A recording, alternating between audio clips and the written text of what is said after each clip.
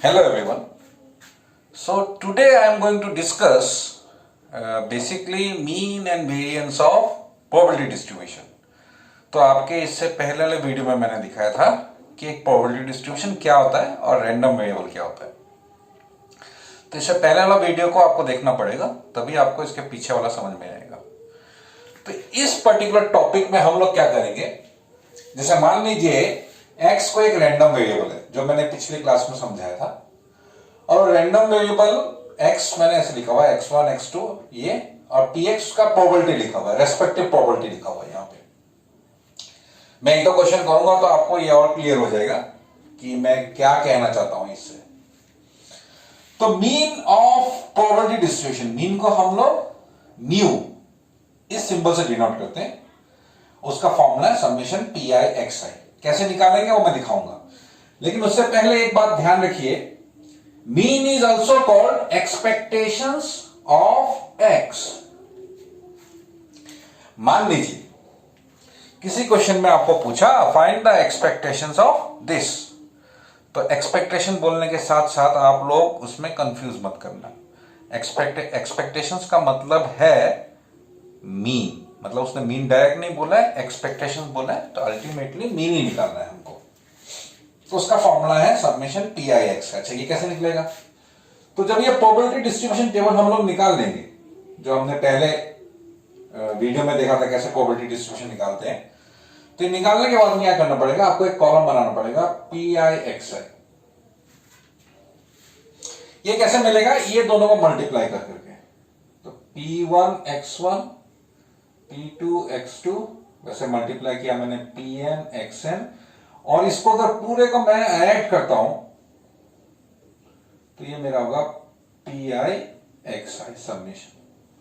तो इसका जो वैल्यू होगा उसी को हम लोग मीन कहते हैं, mean of this probability distribution. ठीक है. अच्छा, उसके बाद में आता है वेरिएंस. सो वेरिएंस को हम लोग डिनोट करते हैं सिग्मा स्क्वायर से, और स्टैंडर्ड डेविएशन को हम लोग करते हैं सिग्मा से. तो standard deviation is always equal to root over variance.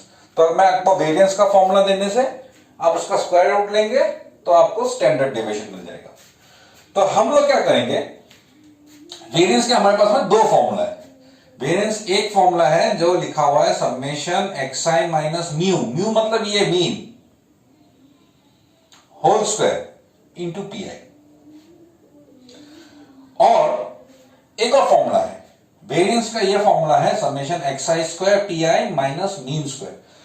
और अगर मेरा सजेशन लो, this second formula is rather easier, मतलब इसमें कैलकुलेशन पार्ट आपका थोड़ा इजी होगा, एंड एज वेल एज आपका मीन ऑलरेडी यहां पे वैल्यू हमको मिला ही होता है. Mean summation P I X I हम लोगों को मिल ही जाएगा. उसके बाद वाला वैल्यू करना है. तो क्या करना होगा, इसमें आपको एक दो कॉलम और बनाना पड़ेगा. First column you find x I square. तो एक्स आई स्क्वायर में क्या होगा, यहां पे एक्स आई में जो एलिमेंट्स होंगे उनको स्क्वायर करके यहां लिखना है. मतलब ये x1 square, x2 square, xn square. और एक और कॉलम बनाना है, वो मेरा होगा P I X I square. और ये कैसे मिलेगा, ये और ये कॉलम को मल्टीप्लाई करने के बाद में, मतलब P1 x1 square, P2 x2 square, Pn xn square.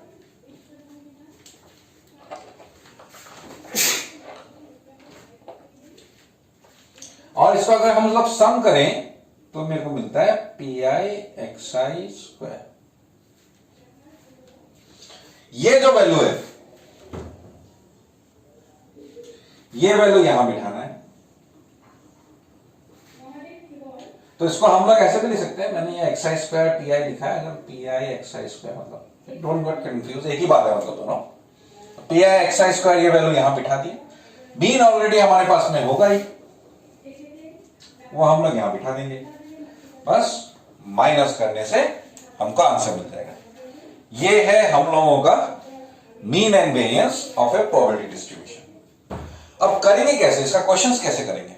तो इसका क्वेश्चन करने के लिए मैं क्या करूंगा, मैं एक एग्जांपल लेता हूं, जो एक सिंपल एग्जांपल पहले हम लोग स्टार्ट करते हैं, फिर मैं उसमें थोड़े अलग अलग तरीके के एग्जांपल को भी मेंशन करूंगा और उसको दिखाऊंगा। तो जैसे मैं मान के चलता हूं, ये मैं ले रहा हूं question number 6, exercise 13.4, question number 6।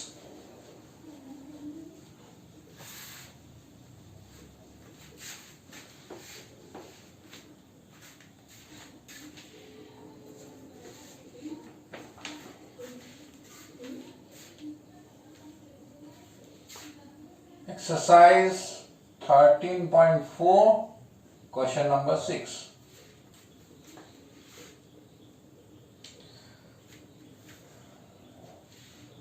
From 30 bulbs, मैं शॉर्ट में लिख रहा हूं question, 6 defective,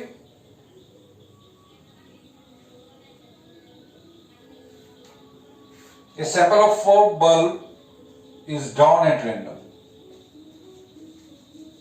A sample of 4 bulbs drawn at random with replacement.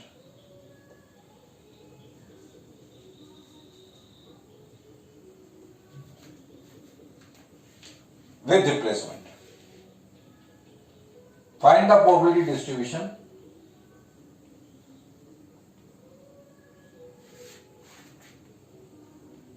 of number of defective bulbs.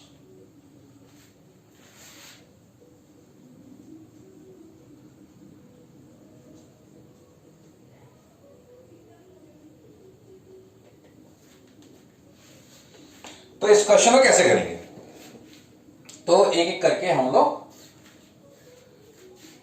देखते हैं कि क्या करना है। इसमें दिया हुआ है विद रिप्लेसमेंट, तो मैंने आपको बताया था प्रोबेबिलिटी निकालते समय हम लोगों को इस चीज का ध्यान रखना है कि वो विद रिप्लेसमेंट है, विदाउट रिप्लेसमेंट है या टेकन टुगेदर है।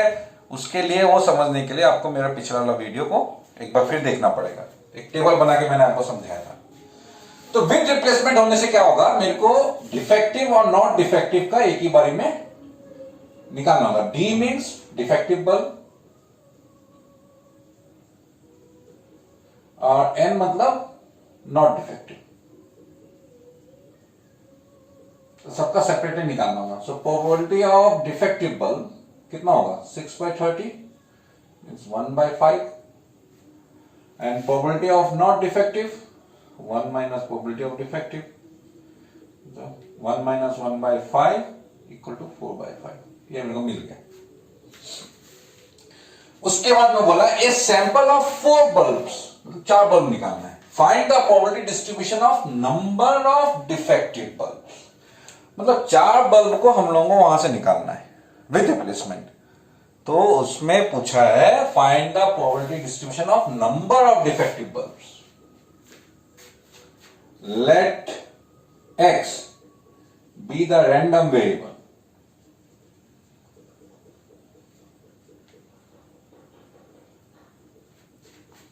denotes number of defective bulbs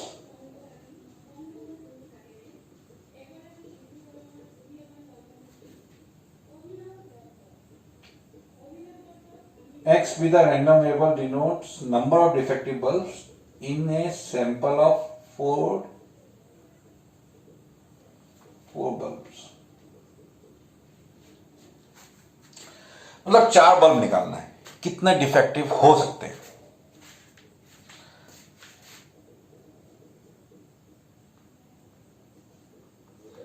मतलब नो डिफेक्टिव,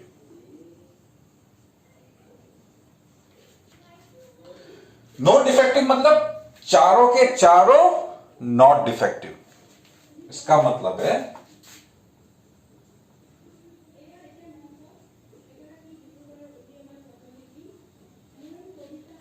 चारों नॉट डिफेक्टिव, चार नॉट डिफेक्टिव का कितना होगा? नॉट डिफेक्टिव का केस था मेरा 4/5, सो 4/5 इंटू 4/5 इंटू 4/5 इंटू 4/5। चार बार क्यों मल्टीप्लाई किया है? मतलब ये है नॉट डिफेक्टिव पहला बल्ब, ये है दूसरा। टोटल में कितना बल्ब्स निकालना था? 4 बल्ब्स। तो 4 बल्ब में से ये पहला वाला not defective, second not defective, third not defective, fourth not defective. अच्छा, x equal to 1 means 1 defective. So 1 defective अगर है तो बाकी जो है 3, ये मेरे को बताया नहीं है, बट 3 इज नॉट डिफेक्टिव।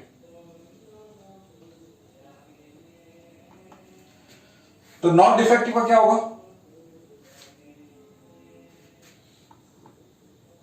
एक डिफेक्टिव है, मैं ऐसे लिख रहा हूं, मतलब इसका मतलब है पहला वाला डिफेक्टिव, बाद में not defective, not defective, not defective. और ऐसा भी हो सकता है ND/NN, इसका मतलब वो डिफेक्टिव, ये पहला वाला डिफेक्टिव निकला था, बाकी नॉट डिफेक्टिव था। तो वैसे भी पॉसिबिलिटी है कि सेकेंड वाला डिफेक्टिव होता है। तो ये मैंने आपको बताया था विद रिप्लेसमेंट में जितने पॉसिबल केसेस है वो सारे पॉसिबल केसेस को हमको यहां लिखना पड़ेगा। तो वैसा मेरा थर्ड केस हो सकता है NN/DN, या फोर्थ केस NN/ND। तो उसका प्रोबेबिलिटी लिख लिया। D का मतलब है 1/5 इंटू 4/5 इंटू 4/5 इंटू 4/5, और मतलब प्लस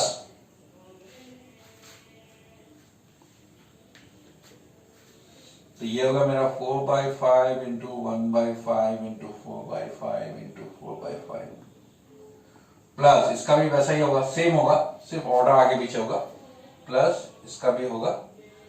या अल्टीमेटली मैं लिख सकता हूं, ऐसे 4 केसेस है, there are 4 cases, so 4 into 1/5 into 4/5 into 4/5 into 4/5।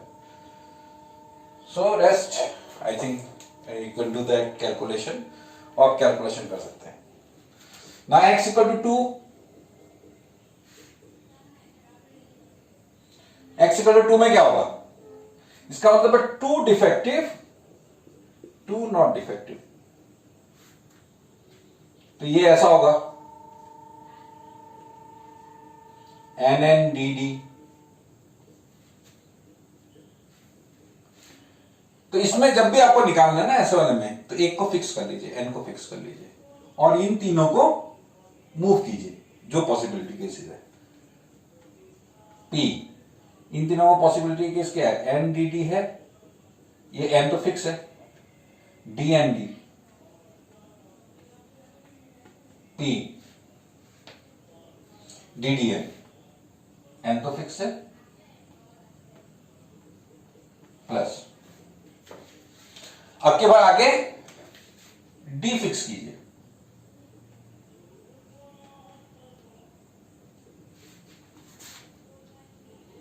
D fix करके बाकी लिख लीजिए, DNN, फिर D फिक्स करके इन तीनों का पोजीशन इंटरचेंज कीजिए। D, ये हो गया मेरा NDN, plus P, D, NND।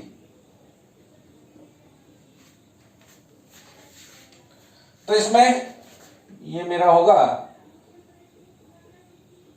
Probability of n हो गया मेरा 4/5 इंटू 4/5 इंटू D का हो गया मेरा 1/5 इंटू 1/5। तो ऐसे कितने केसेस है मेरे पास में? 1 2 3 4 5 6 6 केसेस है, सेम ही वैल्यू आने वाला सब में, तो इंटू 6 लिख दिया। वैसे मेरे को x इक्वल टू 3 का निकालना होगा, x इक्वल टू 4 का निकालना होगा। अच्छा, x इक्वल टू 5 क्यों नहीं होगा?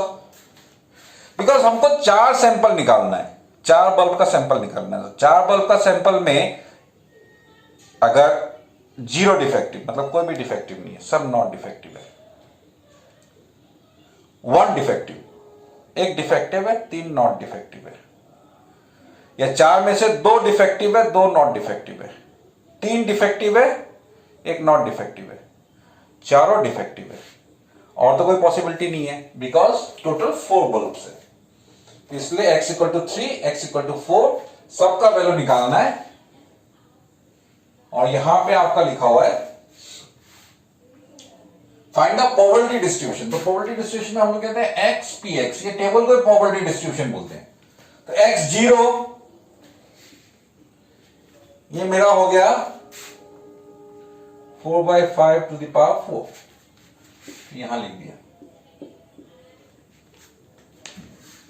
फिर 1 के लिए, 2 के लिए, 3 के लिए, 4 के लिए। तो ये प्रोबेबिलिटी निकालना है। अल्टीमेटली क्या है, आपको सारे केसेस के प्रोबेबिलिटीज निकालने हैं। तो प्रोबेबिलिटी निकालते समय जो मैंने आपको इस वीडियो से पहले वाले वीडियो में एक मैंने बताया था कि 2 तरीके के अलग अलग एक्सपेरिमेंट में अलग अलग तरीके का प्रोबेबिलिटी निकालते हैं, विद रिप्लेसमेंट, विदाउट रिप्लेसमेंट। तो उस चीज को आपको ध्यान रखना होगा। उस वीडियो को आप पूरा देखिए, समझिए, तब आपको ये प्रोबेबिलिटी निकालने में मुश्किल नहीं होगा। एक बार ये प्रोबेबिलिटी निकल गया तो ये टेबल बन जाएगा। टेबल बन जाएगा तो आप लोग अपनी तरफ से आराम से मीन एंड वेरिएंस निकाल सकते हैं। तो एक दो चीजें और मैं यहां डिस्कस कर लेता हूं।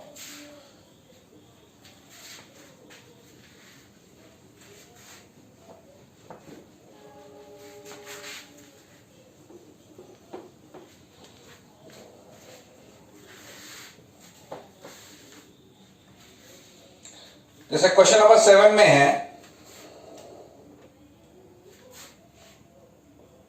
एक coin is biased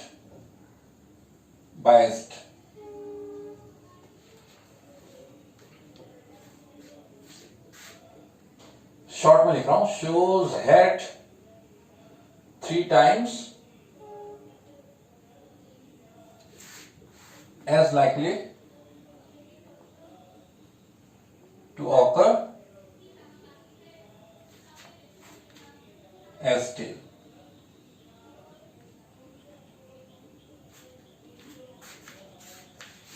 If coin tossed twice, find probability distribution of number of tails.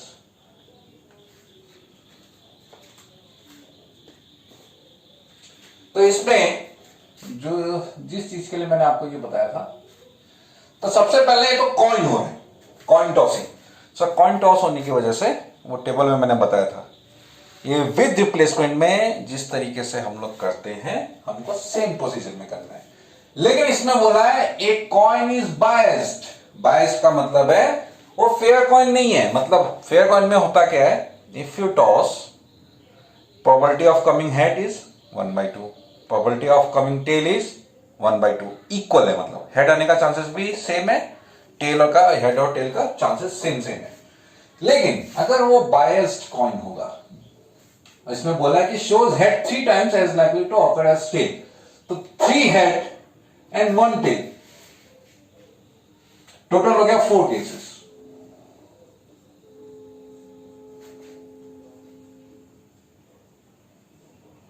कैसे 4 हुआ, वो 3 बार हेड दिखाएगा तो 1 बार टेल दिखाएगा, तो टोटल हो गया 4 केसेस। तो प्रोबेबिलिटी ऑफ हेड हो गया 3/4, 3 बार हेड दिखाएगा 1/4। If a coin toss twice, coin 2 बार टॉस हो रहा है, find the probability distribution of number of tails. तो आपको किसका प्रोबेबिलिटी डिस्ट्रीब्यूशन लेना है, कौन सा रैंडम वेरिएबल लेना है, ये हमेशा आपके लास्ट के क्वेश्चन में दिया हुआ होगा। Let x denotes random variable, x be the random variable, be the random variable, denotes number of tails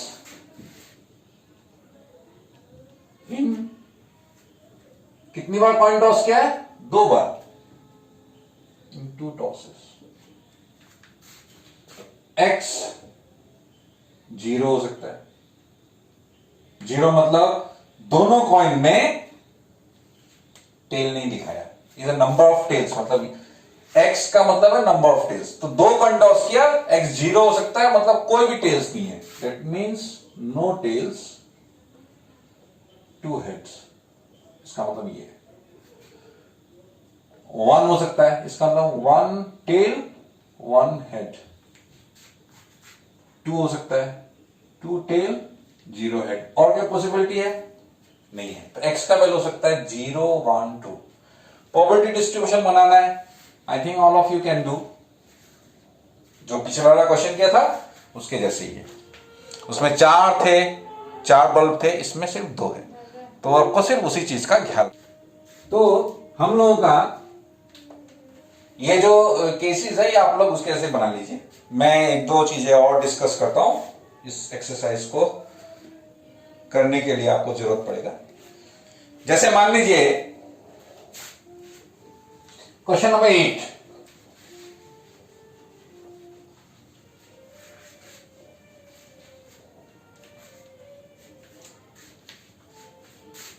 question number 8, तो आपको क्या हुआ है, एक रैंडम वेरिएबल का एक टेबल दिया हुआ है, प्रोबेबिलिटी डिस्ट्रीब्यूशन का टेबल दिया हुआ है,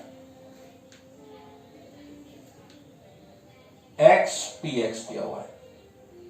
एक्स है 0 से लेकर 7 तक, 0 1 2 3 4 5 6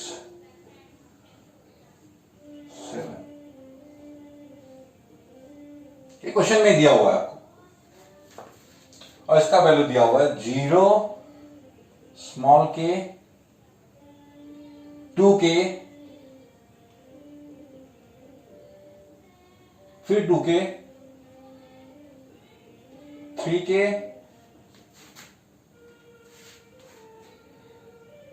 स्क्वायर 2 के स्क्वायर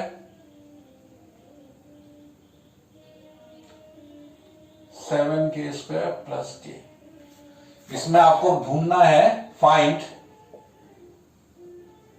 के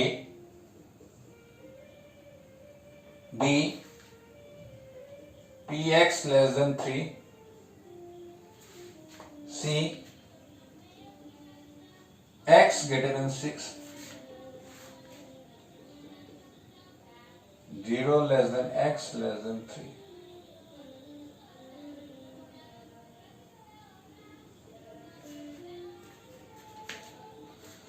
तो इसमें आपका नॉर्मली क्या है,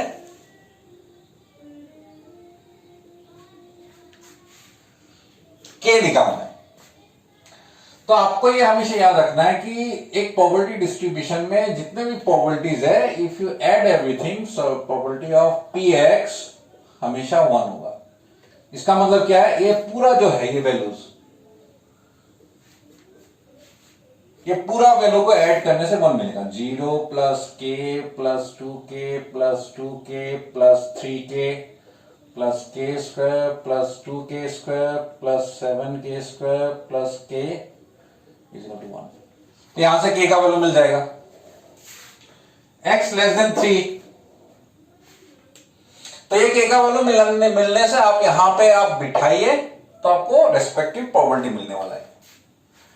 अब x लेस देन 3 का मतलब है x0 plus x1 plus x2। तो प्रोबेबिलिटी ऑफ x0 मतलब 0 प्रोबेबिलिटी यहां लिखना है, ये 0 है, ये है 0। x इक्वल टू 1 का प्रोबेबिलिटी है k plus x equal to 2 का है 2k, वैल्यू हो गया 3k। और 3k का वैल्यू यहां मिलेगा, वो यहां बिठा लीजिए। x ग्रेटर देन 6, तो 6 से बड़ा क्या वैल्यू है यहां पे, 7 इक्वल तो नहीं है, इसलिए 6 नहीं लेंगे, सिर्फ 7 लेंगे। इसका मतलब है x इक्वल टू 7 ओनली। 0 और 3 के बीच में क्या क्या है, 1 और 2, दोनों का ऐड करना है। तो ऐसे वाले क्वेश्चंस में आपको हमेशा यही वाला टेक्निक यूज करना है। ये सेम ऐसे क्वेश्चन जो आपका है नंबर 9, ये क्वेश्चन नंबर 9 आप लोगों को सेम मेथड से लेना है।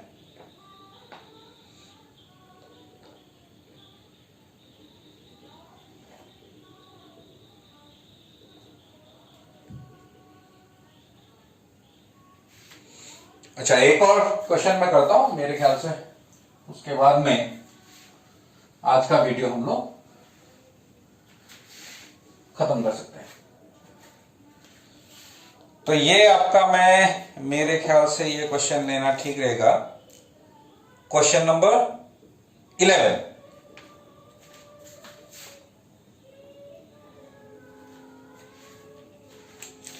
Question number 11, two dice are thrown simultaneously.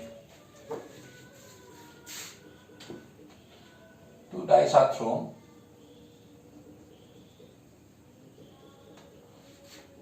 इसके बाद में X denotes number of sixes.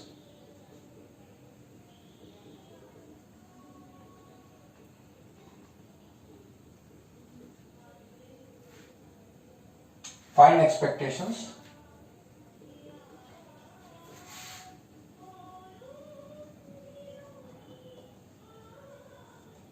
Expectations of x.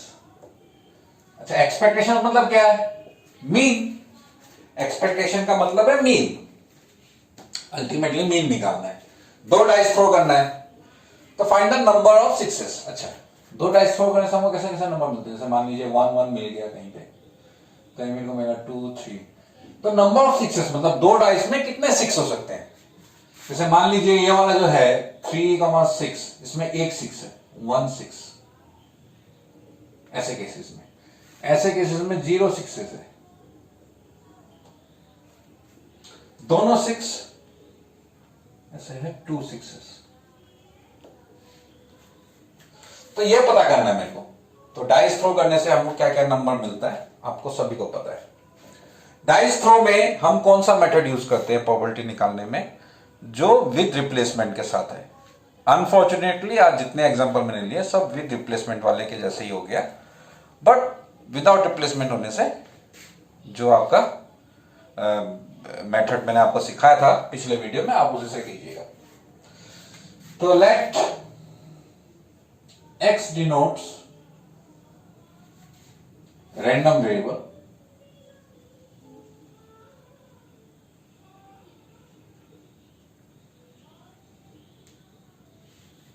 x be the random variable, denotes number of sixes in 2 throws। तो मेरे पास क्या क्या पॉसिबिलिटीज है? Then x can take value. ये सभी में आप लोग शुरुआत में लिख ही लीजिए किसको आप रैंडम वेरिएबल ले रहे हैं, उसमें से x का क्या क्या वैल्यू हो सकता है, शुरुआत में लिख लीजिए। x 0 मतलब दोनों डाइस में किसी में भी 6 नहीं आएंगे, this type of cases. Another 1 and 2 दोनों 6 है। तो probability of x equal to 0, both dice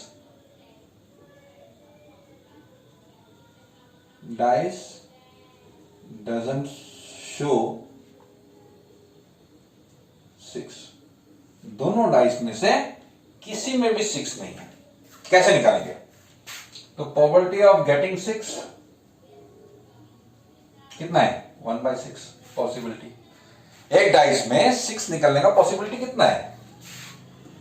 probability of not 6 5/6 होगा, 1 - 1/6। तो दोनों में नहीं है तो नॉट 6 मल्टीप्लाई होगा, मतलब ये होगा दोनों 2 डाइस है इसलिए 5/6 इंटू 5/6। इसमें भी नो 6 नो 6।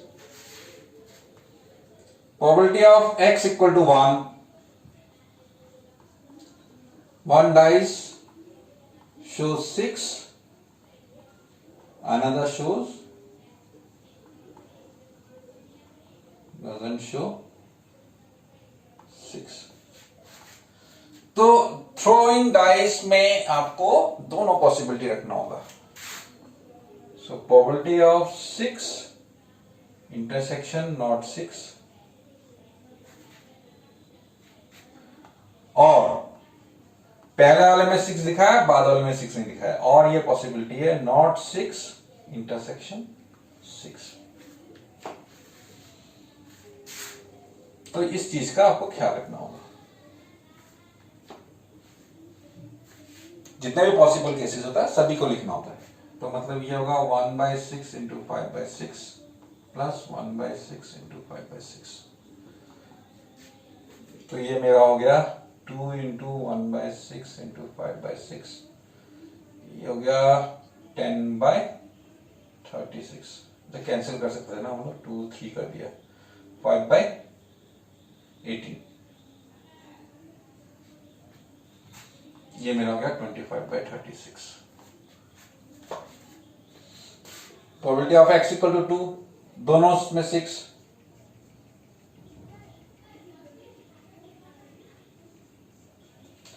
तो दोनों डाइस में अगर 6 दिखा रहा है तो उसमें तो और कोई पॉसिबिलिटी नहीं जिसमें एक 6 एक में नॉट 6, ऐसे में तो हम लोग का पोजीशन चेंज होगा। लेकिन दोनों में अगर 6 दिखाया है तो ये 1/6 इंटू 1/6, ये हो गया 1/36। तो आपको क्या करना होगा, probability distribution x px, x मेरा होगा 0 1 2, प्रोबेबिलिटी ऑफ x मेरा होगा 25/36, ये मेरा हो गया 5/18, ये मेरा हो गया 1/36। मेरा क्या निकालना है, एक्सपेक्टेशन ऑफ x, मतलब मीन निकालना है।